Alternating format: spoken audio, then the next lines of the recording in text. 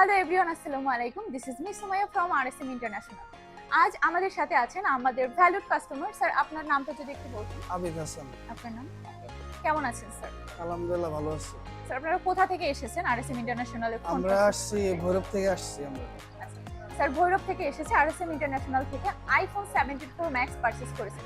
তো স্যার, আমি জানতে চাচ্ছি আরএসএম ইন্টারন্যাশনাল থেকে ফোন পারচেজ করে আপনার অনুভূতিটা কেমন এবং আইফোন 17 প্রো ম্যাক্স ডিভাইসটি কেন বেছে নিয়েছেন?